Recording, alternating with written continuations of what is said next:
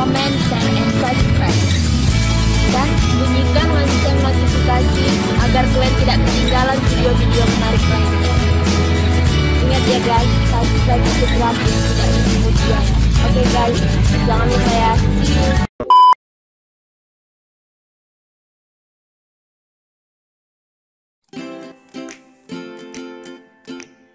Halo adik-adik, salam hebat dan salam sehat dari kakak.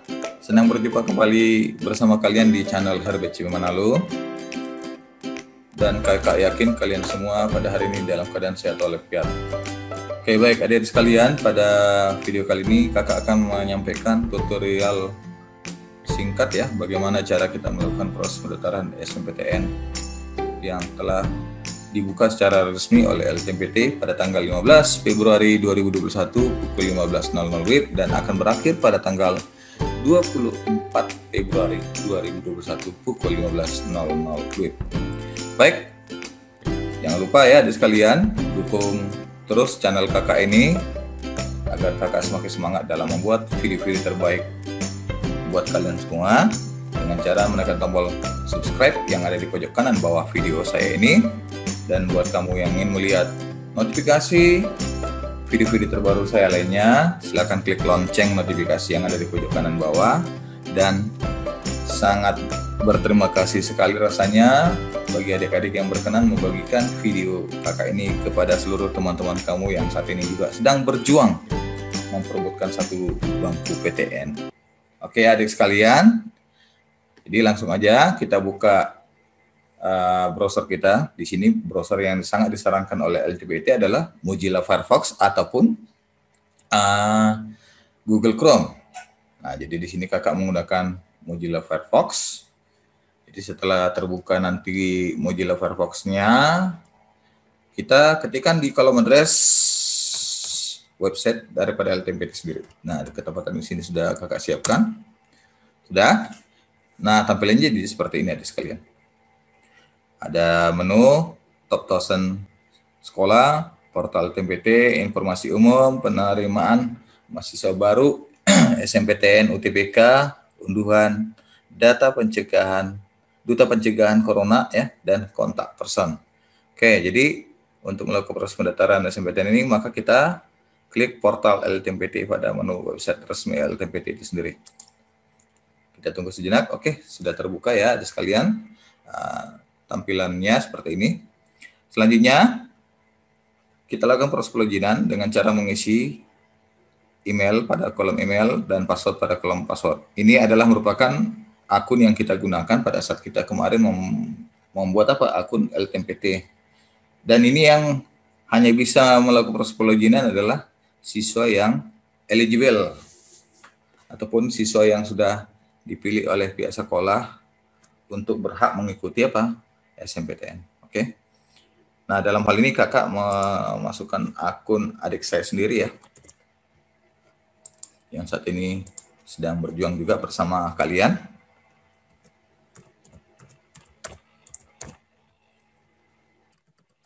Oke. Kita klik masuk. Nah, akan muncul seperti ini tampilannya adik sekalian ya. Perval, SNMPTN, KIPKA, dan UTBK SNMPTN. Nah, langsung saja ya adik sekalian, kita klik pada menu SNMPTN. Nah, apabila tampilan seperti ini artinya server LTMPT sedang padat pengunjung ya, maka kita tidak bisa melanjutkan proses pendaftarannya. Nah, tenang, adik-adik jangan panik, jangan khawatir ya. Ini kita kembalikan dulu, baru arahkan kursornya pada menu tab baru. Kemudian kita ketikkan secara manual linknya ya, yaitu snmpt.ltmpt.ac.id seperti itu. Dah, baru kita sementara ini ada yang kurang LTMPT ya. Oke. Setelah itu kita klik enter. Nah, akhirnya kita sudah berhasil ya terhubung ke portal snmptn.ltmpt.ac.id sendiri ya. Nah, selanjutnya di sekalian kita memulai pengisian data ya. SMPTN ini dengan cara mengklik menu profil. Nah, pada menu profil ini untuk data pribadi tidak bisa lagi kita perbaiki karena sudah dikunci oleh LTPT, sebab ini datanya sudah kita finalisasi ya, sudah kita simpan permanen pada saat kita membuat akun LTPT sendiri, seperti itu. Nah, apabila adik-adik adalah merupakan peserta DTKS ya, sudah terdata di DTKS, tapi di sini tidak muncul nomor KIP-nya, maka sangat disarankan adik sekalian menyelesaikan proses pendaftaran KIP kuliah ya. Tinggal di browsing aja ya, lihat di internet ya, halaman untuk melakukan proses pembuatan akun KIP kuliah ini. Nah, apabila ternyata kalian sudah berhasil membuat akun KIP kuliah dan sudah mengisi data semuanya, ternyata di sini tidak muncul, di website SMPTN ini tidak muncul nomor KIP-nya, silakan adik-adik melapor ke operator sekolah agar data Dapodik diperbarui, seperti itu. Dah, jadi pada pilihan profil ini yang hanya bisa kita perbaiki adalah data orang tua ya, kelengkapan data orang tua seperti penghasilan orang tua setiap bulannya berapa, kemudian jumlah tanggungan orang tuanya berapa. Nah, ini kepada penghasilan orang tua itu dimulai dari 500.000 sampai dengan 15 juta ya. 15.000 sampai 500.000 sampai dengan 15 juta. Nah, ini perlu kakak jelaskan ya sekalian, apabila ayah dan ibu keduanya bekerja, maka kita jumlahkan berapa total penghasilan orang tua. Misal ayah kamu berpenghasilan 5 juta setiap bulannya, kemudian ibu kamu itu berpenghasilan 2 juta setiap bulannya, maka totalnya itu adalah 7 juta. Seperti itu. Terus kalau hanya ayah saja atau ibu saja, ya udah cukup penghasilan ayah atau ibu saja yang kita masukkan. Nah, kita tinggal klik aja ya salah satu pilihan yang ada di sini. Dimulai dari 500.000 sampai dengan 15 juta. Kemudian ini pada isian jumlah tanggungan orang tua ini adalah yang ada di dalam rumah kita ya, yang ada tinggal bersama dengan orang tua kita yang statusnya masih sekolah ataupun belum sekolah. Jadi dia masih tanggungan orang tua. Sudah? Baik, seperti itu. Baru setelah itu kita klik simpan. Maka akan muncullah pemberitahuan berhasil menyimpan kelengkapan data. Setelah kita berhasil melakukan penyimpanan data untuk profil, kita masuk ke pilihan. Ini adalah merupakan pilihan prodi dan PTN favorit kita tentunya ya. Nah, ada ketentuan dari LTPT sendiri, jika kita memilih 2 prodi, maka sangat disarankan kita memilih satu prodi itu di PTN di mana kita berada atau di mana kita tinggal ataupun di mana kita sekolah waktu SMA ataupun SMK. Jadi tidak diperkenankan kedua prodi yang kita pilih itu diambil dari PTN di luar dari Sumatera. Seperti itu. Jadi minimal salah satu PTN-nya itu diambil dari wilayah kita sendiri. Contoh, misalnya adik-adik sekalian SMA-nya di Sibolga, tentu itu kan wilayah Provinsi Sumatera Utara, maka adik-adik jika hendak memilih 2 program studi, maka salah satu program studinya itu harus ada di Provinsi Sumatera Utara. Misalnya di Sumatera Utara itu kan ada 3 ya, ada 4 maksud saya ya, ada 4 perguruan tinggi negeri dan politeknik negeri ya. Itu Unimed, USU, kemudian apa lagi nih? UISU, dan satu lagi adalah Politeknik Negeri Medan. Maka adik-adik disarankan memilih salah satu PTN yang ada di Sumatera Utara.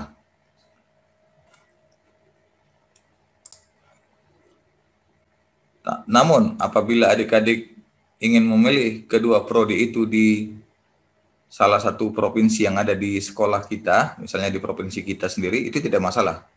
Tidak ada larangannya ya. Misalnya kita memilih 2 prodi yaitu kedua-duanya di USU, itu diperbolehkan. Nah, seperti itu. Oke ya. Baik, kita langsung saja ya melakukan proses pemilihan perguruan tinggi negeri dulu ya. Misalnya adik saya ini mau mengambil 2 prodi dengan 2 PTN yang berbeda ya. Misalnya salah satunya itu adalah dia akan berencana mengambil di Universitas Sumatera Utara sebagai contoh ya adik sekalian ya. Nah, di sini akan muncul ya pilihan program studi yang diperkenankan untuk kita pilih di Universitas Sumatera Utara. Sudah? Nah, ini ketepatan di sini tadi sudah saya buat. Contohnya adalah ilmu kesejahteraan sosial ya, di pilihan 1.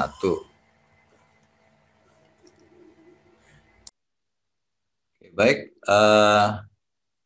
ini sudah dipilih ya untuk PTN satunya Universitas Sumatera Utara ya, dengan pilihan ilmu kesejahteraan sosial. Kemudian untuk PTN keduanya ini misalnya diambil dari luar ya. Misalnya kita ambil Universitas Sulawesi Barat. Ya. Universitas Sulawesi Barat.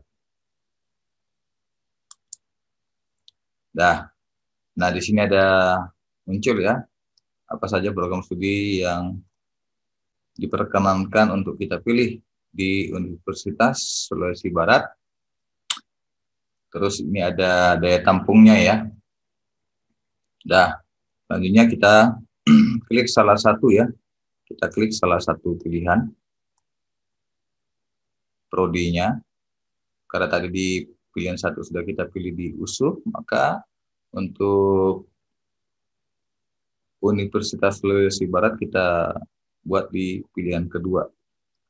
Misalnya ini kita ambil contoh adalah manajemen. Kita klik ini. Setelah itu kita lakukan proses penyimpanan ya. Nah, apabila kita merasa nggak yakin ya dengan jurusan kita ya, maka kita lakukan proses penghapusan terlebih dahulu pada PTN satunya ya, PTN 2 maksud saya. Kita kembali.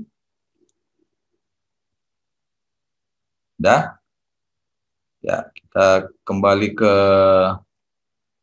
PTN satunya tadi, Universitas Sumatera Utara.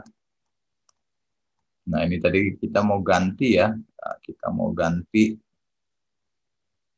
ganti jurusannya di, misalnya kita mau milih sastra Jepang. Ya, sastra Jepang. Itu dia. Kemudian kita rencana misalnya mau mengambil 2 prodi itu di PTN USU ya. Itu di USU ya. Nah, kita misalkan kita ambil ilmu hukum. Tuh, seperti itu. Maka nanti akan muncullah tampilannya di sini 2 pilihan prodi dan PTN kita ya. Sastra Jepang Universitas Sumatera Utara, pilihan kedua ilmu hukum Universitas Sumatera Utara. Jadi begitu dia caranya ada sekalian ya. Baru kita klik kembali. Setelah itu apabila sudah kita merasa yakin dengan pilihan prodi dan PTN-nya, jangan lupa klik simpan semua pilihan agar pilihan prodi dan PTN kita ini langsung terekam di LTMPT. Maka akan muncul di sini berhasil menyimpan pilihan, silakan mengisi portofolio. Nah, pada pilihan portofolio ini sebenarnya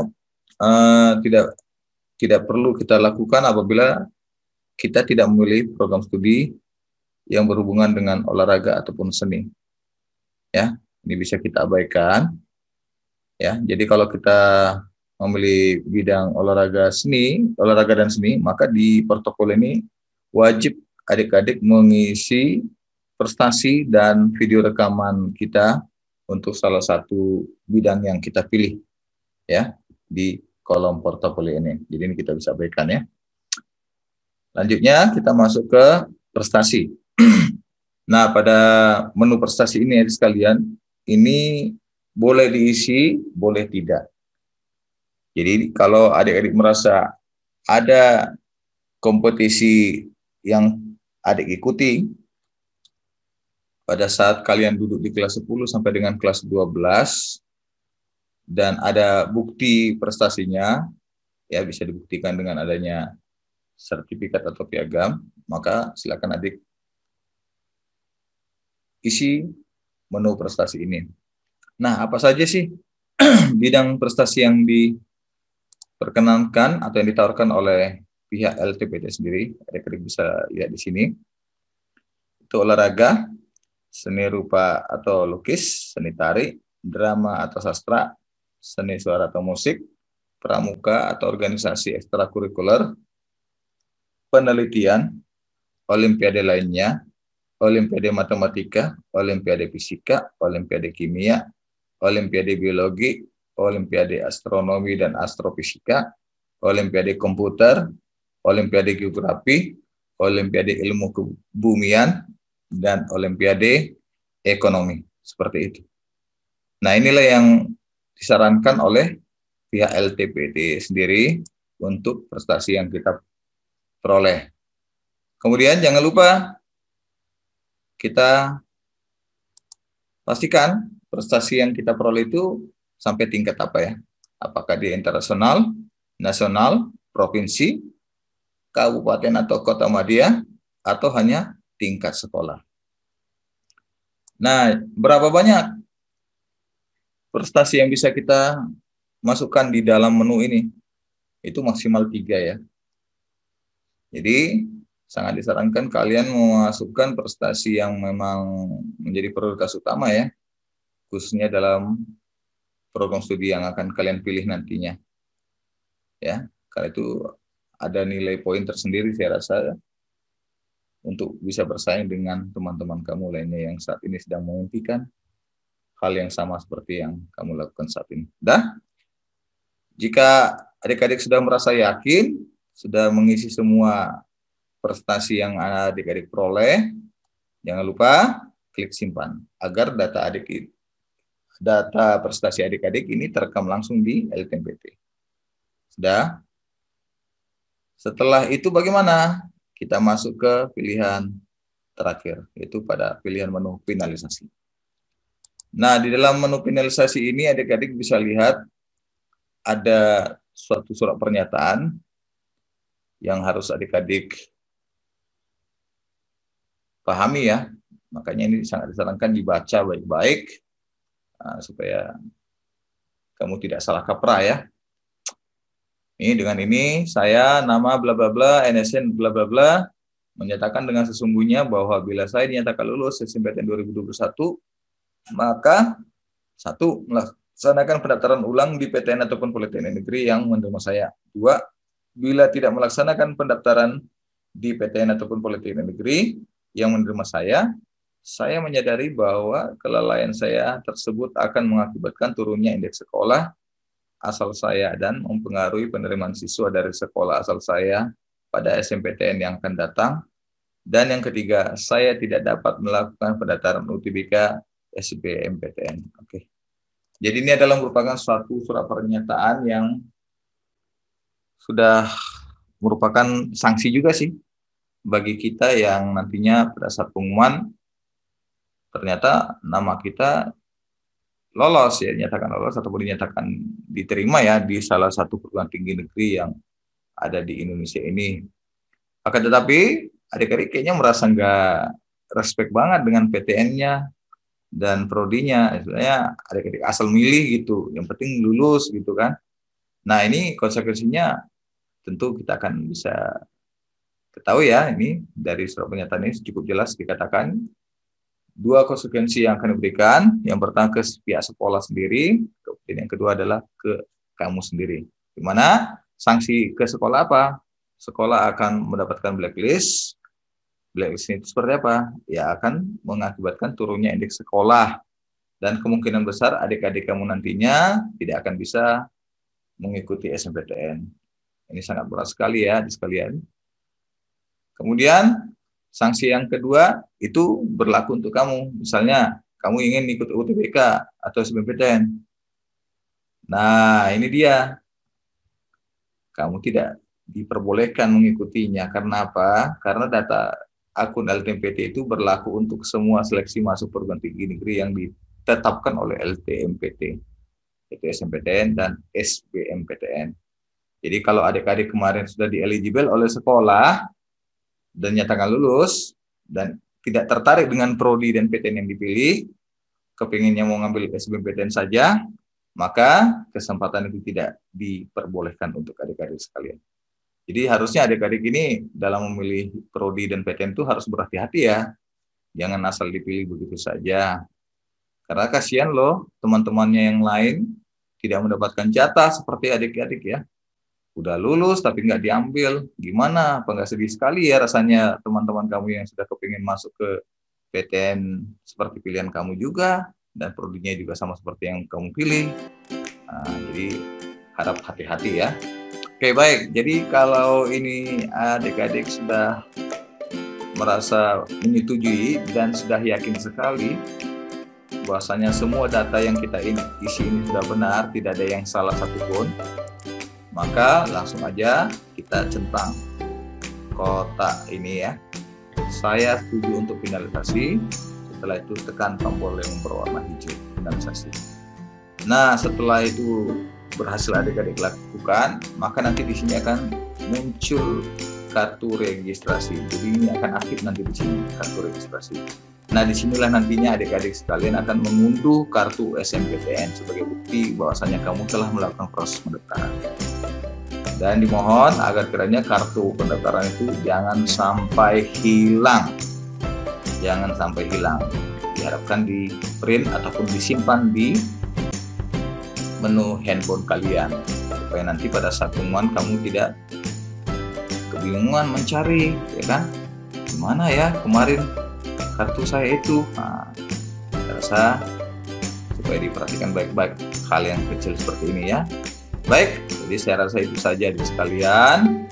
Kalaupun ada yang kurang jelas, silakan tinggalkan pertanyaan adik-adik sekalian di kolom komentar yang ada di bawah. Insya Allah kakak akan bantu menjawabnya sedapat mungkin sesuai dengan aturan dan ketentuan yang ditetapkan oleh LPMPT sendiri. Oke, jangan lupa bantu channel kakak ini supaya semakin berkembang. Bagikanlah info terbaik tentang pendaftaran SNMPTN ini ke teman-teman kamu yang saat ini sedang memimpikan untuk masuk ke perguruan tinggi negeri seperti yang adik-adik impikan juga. Baik, saya rasa itu saja. Semoga kita bisa berjumpa kembali di lain waktu dengan video-video terbaru kakak lainnya. Assalamualaikum warahmatullahi wabarakatuh. Dadah.